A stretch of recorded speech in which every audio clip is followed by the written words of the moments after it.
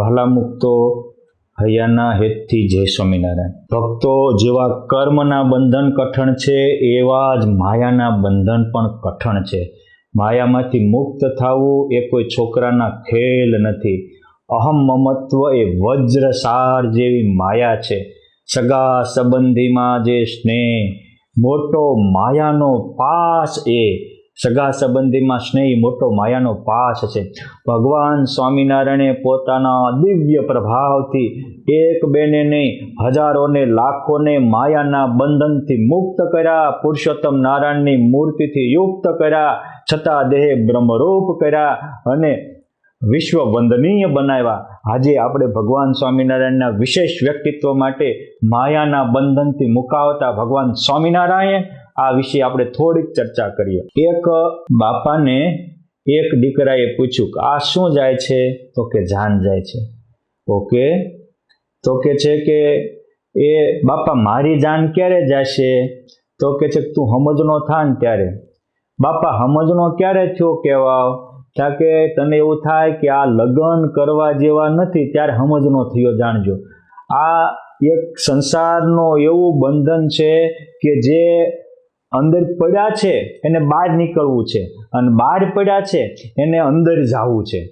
એટલે એક બાપાને તો એક યુવાન એના લગ્નની કંકોત્રી કરવા દેવા ગયો. ત્યારે બાપા કહે છે અલ્યા પ્રફુલ્લ, આ દરિયો ડખોળવા જેવો નથી હો. કે હા, હું પણ મારા છોકરાને એવી સલાહ આપીશ કે ડખોળવા જેવો નથી. તમે ડખોળી લીધો ત્યારે ને. એટલે આ વ્યક્તિને હેરાન થાય. એક ભાઈને તો કપાળે પાટો બાંધેલો અને કોઈ સાધુ પાસે આવ્યા, પૂછ્યું શું થયું? કે કાંઈ નહીં, મારા ઘરના એ ગુલાબનું ફૂલ માર્યું. સાધુ કહે છે કે એટલે ગુલાબનું ફૂલ વાગ્યું, એમાં માથું ફૂટી જાય? એ તો કુંડલા હોતું આવ્યું હતું. કુંડલા હોતા ફૂલ આવે અર્થાત માથામાં જોડા પડે અને રાત્રે ખૂણામાં બેહીને રડવું પડે, હાથે રસોઈ કરવી પડે ને વાસણ ઉટાકવા પડે તો એ સંસારના બંધન છૂટે નહીં. સંસ્કારે સંબંધી જે મળ્યા એ મોટી માયાની ઝાડ, આ માયાની ઝાડ છે. અને પુરુષોત્તમ નારાયણે આવા અસંખ્ય લોકોને માયાના બંધનથી છોડાવ્યા છે. આદિત્યવારે ઉદય થયા સૂરજ સહજાનંદ, અને કર્યા મુનિના વૃંદ, અને અનેકના છોડાવ્યા માયાના ફંદ. માટે કાયા માયા કામની મોટી માયાની ઝાડ, એમાંથી જે વિરક્ત રહે એ થઈ જાય બેડો પાર. માટે આ જે માયાના બંધનો બહુ કઠણ હોય છે. અને આ જો માયાની ઝાડ કીધું છે, ફાસલો કીધો છે, ફાસલો બહુ ટફ હોય. જેમ કોઈ શિકારી હોય એ શિકાર કરવા જાય ઝાડ પાથરે, એવી રીતે ઝાડ પાથરે, ઘરણિયું એમાં ફસાઈ જાય. સિંહને પકડવાનો તો પાંજરા કરે, એમાં પણ પકડાઈ જાય. અને કાગદ કી કરણી દેખી હસ્તી મરે હજાર, પ્રત્યક્ષ જાકો મિલે તિનકા ક્ષા હવાલ. હાથીને કોઈને પકડવો હોય તો કાગળને હાથ નહીં કરે અને હેઠે કુંડો રાખે, અને એમાં રાખ્યો હોય, હાથી એમાં મોહાન થાય ને ખાડામાં પડે, આખી જિંદગી ગુલામી કરે. માટે આ એને પાંચવાના છે. માછલાને પણ જ્યારે શિકારી પકડવા જાય તો એક લોટનો ગોળી મૂકે અને મોટો આંકડિયો હોય, એને એ થોડુંક ખાવા જાય તો આંકડિયો ઘચ લઈને દાઢમાં ગરી જાય અને તરફડીને મરી જાય. એ માણસ આ સંસારની માયા જાળમાં જાય છે અને તરફડીને મરે છે. બધા જોવે છે પણ એમાંથી કોક મર્દ માણસ નીકળી શકે છે. એટલે સંતો કહે છે કે આ મોટી માયાની ઝાડ છે. શંકરાચાર્યજી મહારાજે તો કોઈ માયા કેવી, તો કે ચિત્ર વિચિત્ર કરણે પટયશી. એ અનેક પ્રકારના ચિત્ર વિચિત્ર ઝાડા રચવામાં હોશિયાર છે. જેમ કરોળિયો મોટું જાળું ગૂંથે અને પછી પોતાના જાળામાં હલવાય ફસાઈને મરે, એમ આ માયા માણસ માયારૂપી મોટું જાળું વચ્ચે રસે છે. મોટા પરિવાર કરે, મોટા બંગલા બાંધે, મોટા ફાર્મ કરે, જાજા રૂપિયા કરે, અને પછી એના ચિંતવનમાં એના ભજનમાં ફસાય અને અંતે લખ 84માં જાય, જન્મ વ્યર્થ જાય છે. આ માયાના ફાસલામાંથી મુક્ત તો કોક મહાન પુરુષ હોય, જે માયાથી પાર આવેલો વિરલો હોય, એ જ કરી શકે. બ્રહ્માનંદ સ્વામીએ લખ્યું છે કે માયા મોટી નાંગણી જન પોતાના ખાય, એમાંથી જે નીકળે એ મોટો મણિધર થાય. માયા મોટી નાંગણી, માયા એવી નાંગણી છે, નાંગણીને ઈંડા હોય એ કારે ખેતરમાં મોટું ઓલું આજુબાજુમાં પાણાનું નાના પથ્થરનું કુંડું કરી અને એક બાજુ અસંખ્ય ઈંડા મૂકે, પછી જે નીકળે સેવાતું જાય એમ ખાતી જાય, એ પોતે જ પોતાના ખાઈ જાય. માયા પણ એવી વિચિત્ર છે કે પોતે જ પહેલા રચે અને પોતે જ પોતાના સંતાનોને ખાઈ જાય, હલવાડી નાખે અને રીબાવીને મારે અને લક્ષ 84માં ગર્ભવાસમાં યમયાતનામાં મૂકી દે. અને એમાંથી જે છૂટવું એ મર્દાનગી છે, એ સાચી સમજણ છે. પણ એક તો ખાઈ જાય, બીજા જ્યારે સેવાતું હોય ત્યારે પાણામાં હોહરું થઈને નીકળી જાય, એ આંધળું ધામણું થાય. એ ઘડીક આમય હાલે ને ઘડીક આમય હાલે. એમ અમુક થોડોક નીકળ્યા હોય પણ ઘડીક સંસારના માર્ગે હાલે, ઘડીક સત્સંગના માર્ગે હાલે, ઘડીક ભોગના માર્ગે હાલે, ઘડીક ભગવાનના માર્ગે હાલે. આંધળા ધાંડા જેમ બે બાજુ ડેંડા જેમ આટા માર્યા કરે. પરંતુ જે ઠેકડો મારીને નીકળી જાય એ ગોપાળાનંદ સ્વામી થાય, એ બ્રહ્માનંદ સ્વામી થાય, એ નિત્યાનંદ સ્વામી થાય, એ બુદ્ધ ગૌતમ બુદ્ધ થાય, એ મહાવીર સ્વામી થાય, એ હનુમાનજી મહારાજ થાય, એ બલિરાજા થાય, એ ધ્રુવને પ્રહલાદ થાય, એ મીરાને નરસિંહ થાય, એ જનકને જયદેવ થાય, એ સબરીને સુદામા થાય. આપણે કેવા ડેંડા કે સીધા ચવાઈ જાય એવા કે મણિધર જેવા? બાપ ભગવાન સ્વામિનારાયણ મને તમને મોટા મણિધર જેવા બનાવવા આવ્યા હતા. માયા મોટી નાંગણી જન પોતાના ખાય, એમાંથી જે નીકળે એ મોટો મણિધર થાય. ક્યારે થાય? તો કે છે કે માયાનો જન તો જ મટે જો સંત શરણ મેં જાય. બ્રહ્માનંદ કે તરત તે જીવ મટી શિવ થાય. કોઈ સાચા સદગુરુનો થાય શરણે જાય, કોઈ સાચા સંતને પામેલા પુરુષને સેવે તો એ પહોંચી જાય. અને કોઈ પામેલા છે કે વામેલા છે એનું માપ શું? એની ભેળા રહ્યો, એની વાણી, એનું વ્યક્તિત્વ જ આપણને બતાવી દે કે આ વ્યક્તિ કેવા છે. ભગવાન સ્વામિનારાયણ એક બે ને નહીં, હજારો ને લાખોને માયાના બંધનથી છોડાવ્યા હતા. ભગવાન સ્વામિનારાયણ આ ધરતીમાં 49 વર્ષ સુધી રહ્યા. 49 વર્ષમાં ભગવાન સ્વામિનારાયણ એકવાર નાગડકાથી લોયા જતા હતા. ચોમાસાનો સમય હતો, ઝરમર મેહુલો વરસતો હતો અને એ વખતે એક ટેકરી ઉપર ઊભા રહ્યા. અનેક અસંખ્ય નાના નાના જીવડાઓ ઉડતા હતા, તમરાઓ બોલતા હતા. ત્યારે મહારાજ ઊભા રહ્યા. મુક્તાનંદ સ્વામી પૂછે છે, પ્રભુ શું વિચારો છો? મહારાજ કે સ્વામી અમે કોઈ દી બોલતા નથી પણ આજ કહીએ છીએ. આ વાત મુક્તાનંદ સ્વામીના શિષ્ય આધારાનંદ સ્વામીએ હરિચરિત્રામૃત સાગર પૂર 11 અને ન ભૂલતો તો તરંગ 82માં આરંભમાં જ લખી છે. ત્યાં કે મહારાજ કહે છે કે સ્વામી અમે તો જીભ જાલીને બોલીએ છીએ.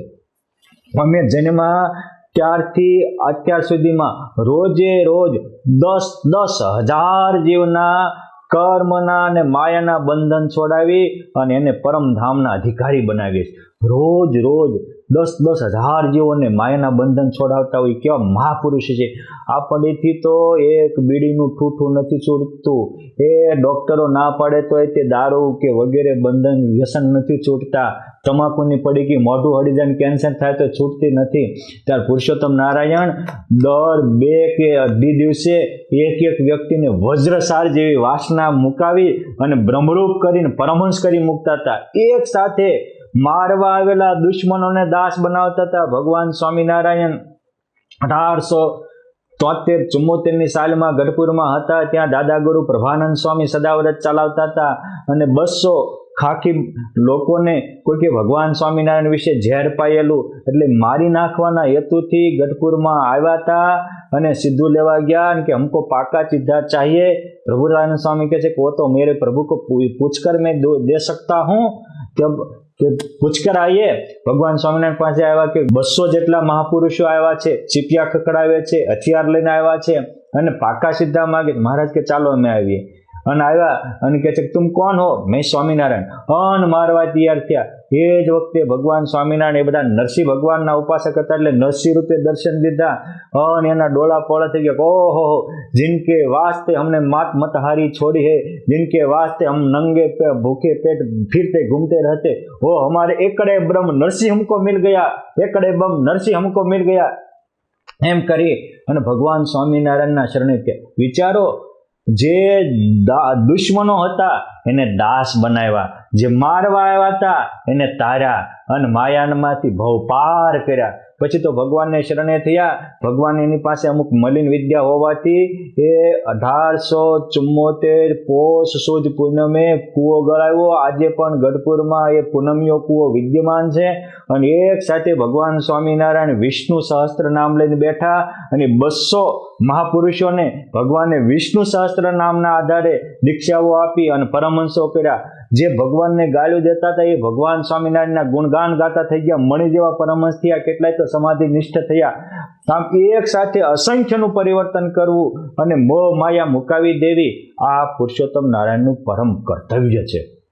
એક બે નહીં, એ ભગવાન સ્વામિનારાયણ મેથાણમાં હોય અને એ મેથાણના ગોવિંદરામ વ્યાસ એના લગ્ન હળવદમાં શિવરામ જાનીની સુપુત્રી અમરબા સાથે થયા હોય અને લગ્ન કરીને પાછા આવે, હાથમાં મીંડોળ બંધો હોય અને કે આવો ભાઈ બહેન, અને જ્યાં આમ આવો ભાઈ બહેન કહે ત્યાં જન્મો જન્મની વજ્રસાર જેવી કામ વાસનાનો વિનાશ કરી નાખે, એના અંતરને નિર્મળ અને નિર્દોષ કરી નાખે. આ હતા ભગવાન સ્વામી. આ છોડાવ્યા કહેવાય માયાના ફંદ. અરે આ હતા ભગવાન સ્વામિનારાયણ. કેવા એની કરુણા, કેવા એને એક એક એક એક એક જુઓ. એ ભગવાન સ્વામિનારાયણનું કોઈ ભજન કરતા હોય તો અસંખ્ય લોકો પળમાં બેડો પહાડ કરે. અરે ગ્રસ્ત હોય તો પણ એ ભગવાન સ્વામિનારાયણને શરણે જાય તો એના માયાના બંધન છૂટી જાય, કર્મના બંધન છૂટી જાય. આ હતા ભગવાન સ્વામિનારાયણ. એ ઝિંઝાવદરમાં દલવાડી પરિવારમાં જન્મેલી દીકરી રામબાઈ હતી. અલૈયા બાપુને ત્યાં એને પોતાની ધર્મની દીકરી માનીને મોટી કરી હતી. અને લગ્ન થવાનું થાય તો એ કે લગ્ન કરો. નાગનેશથી એની જાન આવ્યું હોય ત્યારે ભગવાને એને લખીને મોકલે કે પરણીને પ્રભુ ભજજો. એક જ વાક્યનો એ બેનના દિલમાં કેટલો વિચાર આવ્યો હશે. લગ્ન પૂરા થાય એટલે એમના પતિને કહે છે કે લ્યો આ બીજાનું જે હાથ ગરણું એમાં મારું પણ આ ઘરેણા બધે હાથ ગરણું છે. મારું લગ્ન પૂરા થયા, હવે હું તો પુરુષોત્તમને પરણવા જાય. એક દલવાડી પરિવારમાં જન્મેલી દીકરીમાં આ દિવ્યતા આવે, આ માયાને ઠેબે મારવાની તાકાત આવે. આ હતી ભગવાન સ્વામિનારાયણની વિશેષતા. ભગવાન સ્વામિનારાયણે ઘોર કળયુગમાં એક બે નહીં, હજારો ને લાખોની સંખ્યામાં સતીત્વ નારીઓના નિર્માણ કર્યા કે જેમની કુખે અનંતના ઉદ્ધાર કરનારા પરમહંસોના જન્મ થયા. આ હતી ભગવાન સ્વામિનારાયણની લોકોને માયામાંથી મુકાવવાની મહાનતા. એક એક જુઓ, એ ભગવાન સ્વામિનારાયણના પરમહંસ સુખાનંદ સ્વામી, માયાજેતાનંદ સ્વામી, નરસિંહાનંદ સ્વામીના યોગમાં આવતા એ ધુવાના ઠાકોરરામ, ઠાકોરદાસ અને એના ધર્મપત્ની ધનબાઈ સત્સંગી થાય તરત બ્રહ્મચર્યનું વ્રત લે. હજી લગ્ન થયા હોય ને તરત બ્રહ્મચર્યનું વ્રત લઈ લે. આ કેટલી મહાનતા છે. અને આવી રીતે 10-10 વર્ષ સુધી બ્રહ્મચર્ય પાળે. પછી પુરુષોત્તમ નારાયણ દર્શન દઈને કે તમારા બ્રહ્મચર્યની સુગંધ તો અક્ષરધામ સુધી મને અથડાય છે. માટે હે ઠાકોરરામ, હે ધનબાઈ, તમે પ્રેમથી હવે સંસાર કરો. તમારા વંશને કારણે પણ અનેકનો ઉદ્ધાર થશે અને તમારા વંશજો છે એ પણ તારનારા થશે. માટે તમે સંસાર માંડો. આ એના શરણે આવનારાની વાસના વજ્રસાર જેવી વિનાશ થઈ જાય. આ ભગવાન સ્વામિનારાયણની કેટલી મહાનતા ગણાય. આ તો આપણે ક્યારેય ભગવાન સ્વામિનારાયણનું દિવ્ય વ્યક્તિત્વને જોયું નથી. એ ભગવાનને એ રીતે આપણે મૂલવા નથી. અને એટલે આપણને કાંઈ થાય કે શું થશે શું નહીં આવા સંકલ્પ થાય છે. પરંતુ આવા એક બે નહીં, એ અંજારના ધરમસિંહભાઈ સુતાર હોય કે મરડાના જેઠા મેર આહિર હોય કે એ બીજા એવા અસંખ્ય હોય. ખાલી એકવાર ભગવાન સ્વામિનારાયણને શરણે આવે અને બેડો પાર થાય. એ લંગાળાના દાના આહિર હોય અને ભગવાન સ્વામિનારાયણ કે ઓહો આ તો પૂર્વ જન્મના ગોપ છે. ત્યારે એના ધર્મપત્ની કે તમને ગોપ કીધા, હું ગોપી છું, આજીવન બ્રહ્મચર્ય પાળે. આમ ભગવાન બોલે ત્યાં એની વાસના વહી જાય છે. એટલે આ કામ થાય છે. નકર મારા બાપ આ માયાના બંધન છોડવા એ કોઈ છોકરાના ખેલ નથી. એ યોગ સમ્રાટ ગોપાળાનંદ સ્વામી ઉમરેઠમાં હોય અને એ વસુંધરાના ખુશાલભાઈ પટેલ એના કેટલાક મિત્રો સાથે આવે અને એમના સાથીઓ કહે છે કે સ્વામી અમને ત્રણ ઘર પત્નીઓ મરી ગઈ તો ચોથું કરવા તૈયાર થાય છે, આ સત્સંગીને સાજે નહીં. ત્યારે સ્વામી કહે છે કેમ ખુશાલ? અરે સ્વામી શું કરું, મલપા બેઠી છે એ ન જાય ને. સ્વામી કે 20 દી મારી ભેગો રે. અને 20 દિવસની ક્યાં કયો છો? 10 દિવસ રહે ત્યાં વાસના કાઢીને બ્રહ્મરૂપ કરી મૂકે. સ્વામી કે લગ્ન કરવા? અરે સ્વામી હવે તો આત્માને પરમાત્મા હારે પરણાવી દીધો, હવે તો પરણું તો પુરુષોત્તમ પરણું, નહીં તો કુમારી મરું લાગેલ રંગ જડી મારે રસિયાજીશ મોહન લાલ રંગીલાની મૂર્તિ અંતર માં ખડી રોમ રોમ નાચી ઉઠે. અરે એ બ્રહ્માનંદ સ્વામી હુંડલો ઘરાણું પહેરનારા હોય, ખેંબા સિસબા જેવી 2 ધર્મપત્નીઓ સાથે લગ્ન કરવાના નક્કી કરી દીધા હોય, પ્રથમ વાર જ આટલા એ રજોગુણથી યુક્ત હોય, પણ જેવા પુરુષોત્તમ નારાયણના શરણે આવે તમારા બાપ માયાના બંધનથી મુક્ત થઈ જાય. એક જ વાર ભગવાનના દર્શન થાય, ભગવાન એના તમામ મનોરથ પૂરા કરે. વાર્તા તો લાંબી છે, એ 4 સંકલ્પ પૂરા થતા પુરુષોત્તમ નારાયણને શરણે જાય અને પછી તરત જ લખે કે કામ ક્રોધ લોભ વિષય ના શકે નડી. શું કામ ન નડે? તો કે માવજી કેરી મૂર્તિ મારા અંતર માં ખડી, લાડુ સહજાનંદ નિરખતા ગયા તાળા ઉઘડી, મારા અંતરના તાળા ઉઘડી ગયા. આ એક ભક્તના હૈયામાં પુરુષોત્તમ નારાયણની મૂર્તિ ખડી કરી દીધી હતી. અને જ્યારે હૈયામાં મારા વાલાઓ મૂર્તિ ખડી થાય ત્યારે જ કામ ક્રોધાદિક જાય. નિર્દોષનો સ્પર્શ જ આપણને નિર્દોષતા બક્ષે છે, નિર્વાસનિકનો સ્પર્શ જ નિર્વાસનિકતા બક્ષે છે, અનાસક્તનો પક્ષ જ આપણી આસક્તિને ભેદી શકે છે. અને અનાસક્તિનું મૂર્તિમાન સ્વરૂપ, વૈરાગ્યનું મૂર્તિમાન સ્વરૂપ, નિર્દોષતાનું મૂર્તિમાન સ્વરૂપ એ પુરુષોત્તમ નારાયણની મૂર્તિ છે. માટે ગુણાતીતાનંદ સ્વામી કે ભગવાનમાં જોડે એ સંત અને પોતામાં જોડે એ અસંત. પોતાના ગ્રુપમાં જોડ્યા એ પોતામાં જ જોડ્યા કહેવાય. પરમાત્મામાં જોડવા અને બધાય સકામ હોય કે નિષ્કામ હોય વાત તો પરમાત્માની જ કરશે, પરંતુ આખીર પોતાના ટોળાને વહેવરાવે છે કઈ બાજુ? એ વૃંદાવનના પ્રેમાનંદજી મહારાજની જેમ જ્યાં જાતા હોય ત્યાં જવા દે, પરમાત્મામાં ના નામ સર્વમાં જોડી દે, એ મર્દાનગીની વાત છે. માટે આ ભગવાન સ્વામિનારાયણ એ કેવા હતા? આ તો મેં વાલા ભક્તો 1-2ની વાત કરી, 1-2 સંતો ભક્તોની વાત કરી. એ ગ્રસ્તાશ્રમી હોય કે ત્યાગાશ્રમી હોય, એ પુરુષોત્તમ નારાયણના આશ્રિત થાય, એ ત્યાગી નહીં કે માયાની વાસના જાય ને ગ્રસ્ત નહીં જાય, પણ સાચા અર્થમાં આપણે એમના આશ્રિત થવું જોઈએ. આપણે પણ સાચા અર્થમાં ભગવાન સ્વામિનારાયણના આશ્રિત થઈ અને આપણા જીવનને ધન્ય બનાવીએ. પુરુષોત્તમ નારાયણ મારાણ તમારા માયાના બંધન કાપવા જ આવ્યા છે, કર્મના બંધન મિટાવવા જ આવ્યા છે. માટે તમે આ બધા જ કર્મના બંધન કાપતા ભગવાન સ્વામિનારાયણને માયાના બંધનથી મુકાવતા ભગવાન સ્વામિનારાયણ આ બધા જ પ્રસંગો સાંભળી તમે પણ એવા શૂરવીર બનો, વિશ્વાસુ બનો, ધીર અને મહાવીર બનો અને તમારા જન્મને સફળ કરો એવી શક્તિ, ભક્તિ અને સમજણથી યુક્ત બનો એવી પ્રભુજીના પાવન ચરણોમાં પ્રાર્થના અસ્તુ. ધન્યવાદ. જય સ્વામિનારાયણ.